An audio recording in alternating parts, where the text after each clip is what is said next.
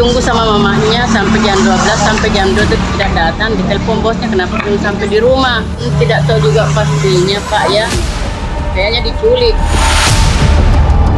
Kami pastikan bahwa terduga pelaku tersebut yang berinisial BY adalah pelaku utama daripada kejadian ini.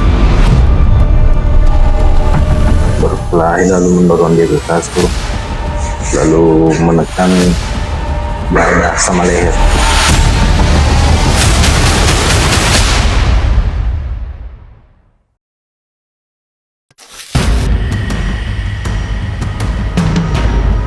Pihak kepolisian Resort Sopeng telah mengidentifikasi bahwa jasad perempuan muda terbungkus plastik di tengah kebun terpencil Desa Congko, Kecamatan Mario Riwowo adalah Nurul Iza.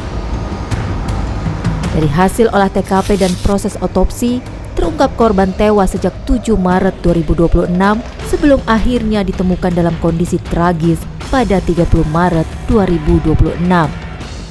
Korban ini berhasil diidentifikasi dengan nama Nurul Iza, tanggal lahir 29 September 2000, pekerjaan pelajar mahasiswa, alamat di Kampung Baru, Desa Watu, Kecamatan Mario Riwowo, Kabupaten Sopeng.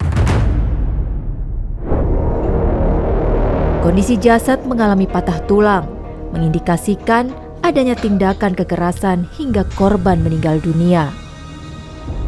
Sejumlah barang bukti berupa pakaian, selimut, plastik hingga lakban yang digunakan untuk membungkus jasad korban turut diamankan petugas.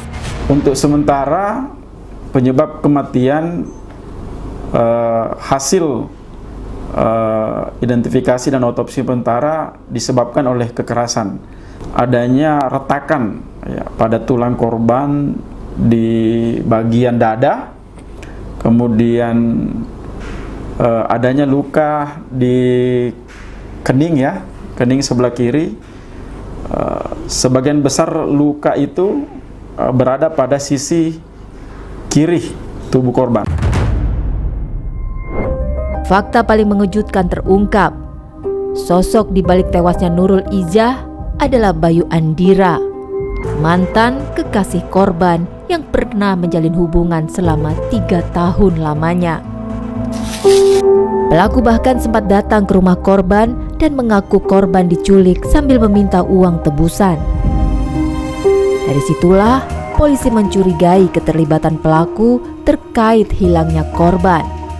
Diketahui bahwa tersangka yang melakukan pembunuhan bernama Bayu Andira ini dilaporkan keluarga korban bahwa mereka memiliki hubungan dekat sebelumnya. Korban dan terduga pelaku yang diketahui memiliki hubungan sebagai mantan. Terduga pelaku sudah diamankan dan sedang menjalani proses pemeriksaan lebih lanjut.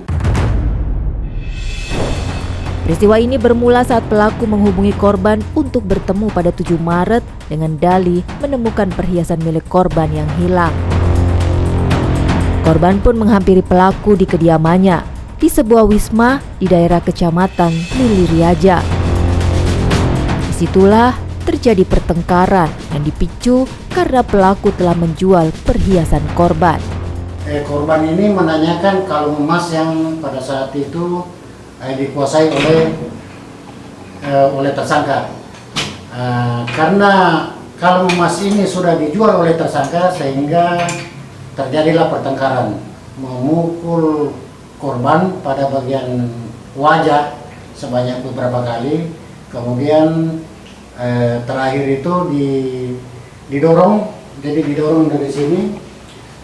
Posisi korban itu berdiri di sini menghadap ke pintu, sementara tersangka menghadap kepada korban dan didorong. Berdasarkan hasil penyidikan sementara, motif pelaku yakni ingin menguasai harta korban. Namun, polisi masih mendalami kasus ini. Atas perbuatannya, pelaku dijerat pasal berlapis tentang pembunuhan, penganiayaan, hingga menyebabkan kematian serta pencurian dengan kekerasan. Atas perbuatan pelaku kami sangkakan melanggar pasal 458 ayat 1 tentang pembunuhan dengan ancaman pidana maksimal 15 tahun penjara. Kemudian pasal 466 ayat 3 tentang penganiayaan yang mengakibatkan meninggal dunia dengan ancaman 7 tahun penjara, serta pasal 479 ayat 3 tentang pencurian dengan kekerasan yang mengakibatkan meninggal dunia dengan ancaman 15 tahun penjara.